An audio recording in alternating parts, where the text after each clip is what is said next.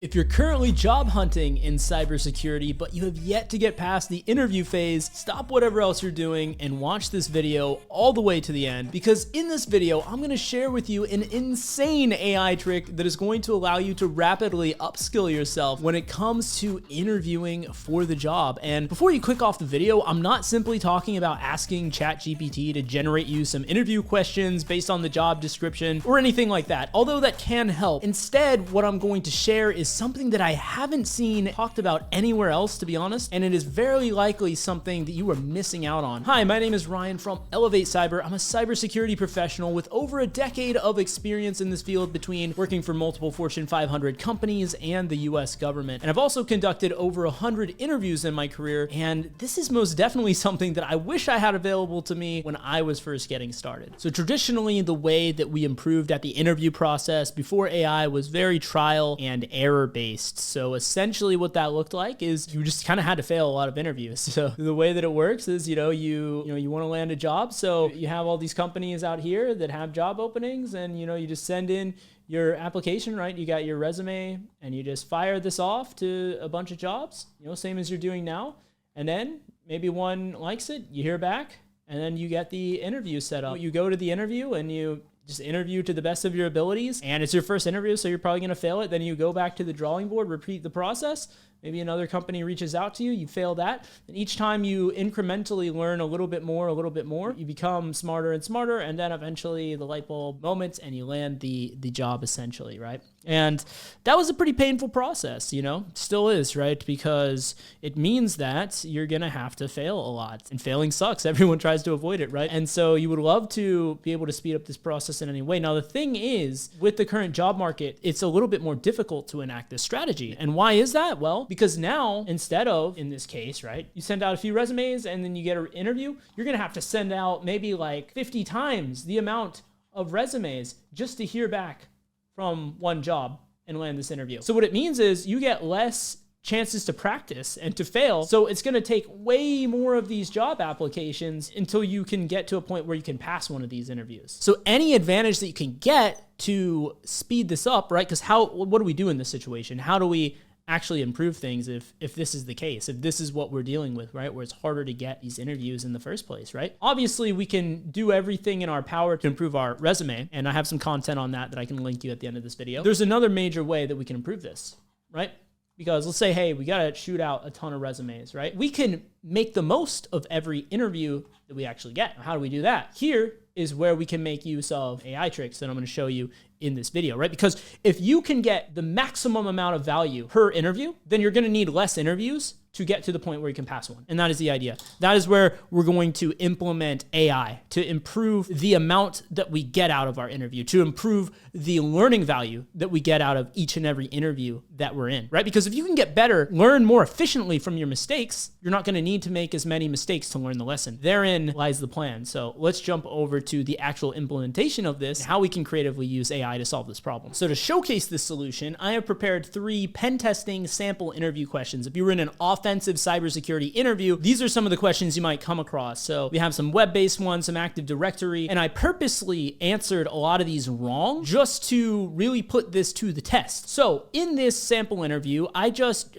basically hopped on a Zoom recording with myself and pretended to be the interviewer and the interviewee. And I asked 3 questions and I answered 3 questions. So here's the questions, right? The first one is, what is the difference between LFI and path reversal? And this one I answered correctly for the most part. I did, maybe cut a little corners in my answer, but mostly I answered that correctly. And the second question I asked, what is Kerberoasting? And I just straight up said that I don't know, right? This might be a situation that comes up in an interview that you're taking where they ask you a question and like straight up you have no idea. That could very well happen. Also, the third question is, what is reflected cross-site scripting? I purposely answered it wrong and described stored cross-site scripting instead, just to put this solution to the test. Now, the thing is, if you're doing interviews without this method, well, if you get a question where you straight up don't know it, those ones are usually easier to figure out. Because if you remember it, and I guess that's another challenge, is like you got to remember which ones that you forgot so that you can look them up later. But for that, it's like usually pretty straightforward, right? You can just go and look it up and look up the answer and then like, oh, okay, I understand now. But what about those situations where you answer confidently wrong? Well, that is what the third question is testing, because in that recording, what I did was I answered confidently wrong what is reflected cross-site scripting. I confidently answered stored cross-site scripting. And so when you're in that situation in a real interview, you might not know that you answered it wrong and think you answered it right. And then you might not even learn the lesson then and there. And it might take a while for you to actually learn the lesson. But with this solution, that is not going to be a problem, and you're about to see why. So here is the trick. So I have this interview, right? We'll pretend this is a real interview that you took, right? What I did was I recorded that interview, and then what I did is I uploaded it as a private video to YouTube. You can also upload it to Vimeo or some of these other sites. Basically, you need to extract the transcript from the recording. So what I did is I took the interview recording and I uploaded it to YouTube as a private video, and then I just used the feature in YouTube. Like if you click on the description, you can even do it on this video just to see what it looks like. If you click the description on this video and you scroll down, you'll see a button that says transcript. If you click that, you'll see a window pop up on the right, and you can toggle off the timestamps, then click and drag to copy the full transcript. And what I did from here, I'll show you, I dumped this into AI. So the first little prompt that I gave it here that you guys should definitely use is I said, hey, I'm an aspiring cybersecurity professional that has been interviewing for pen testing jobs. I have the transcripts from a recent pen testing interview. Can you please review it and give me feedback on my answers? If I answered anything wrong, please correct me. When you're ready, please confirm that you understand, and I will send the interview transcript. And I don't know why, I think like when I was messing around with this, I told it my name was David and it got saved to the memories. I got to go back and change that later, but it always calls me David for some reason. But yeah, basically it confirmed what we needed to confirm, and then I just pasted in the transcript that I got from YouTube. And so after I did this, it actually gives me pretty solid feedback here. We can see that it's going to go into detail into all of the questions and answers. So question 1, what is the difference between LFI and path traversal? It's like, yeah, you answered that correctly for the most part. It's like, here's what you got right. Here's some potential improvements and stuff. I guess it kind of nitpicked me a little bit because, like I said, I cut some corners in my answers. Only a 3-minute interview that I did, so I didn't spend too long on it. But there's nothing that got wrong. I just wish that I went into more detail on some stuff. But hey, that could be quite good, right? Because maybe you think you answered something adequately, but it's like, actually what would be even better is if you also make this clear as well. As you see, it goes into pretty excruciating detail on all the stuff here. When it comes to the second question where I straight up answered, I don't know. And also, let me actually back up a little bit before that. It gives me some general pointers too. It said, good jobs in terms of confidence and demonstrating you're familiar with real world impact. Because I gave some real world examples in my answers and stuff. That's one of those things too that you can get feedback on, because maybe you're really nervous going into these interviews. Maybe you're struggling with confidence. If you have the transcript and there's a lot of uhs and ums and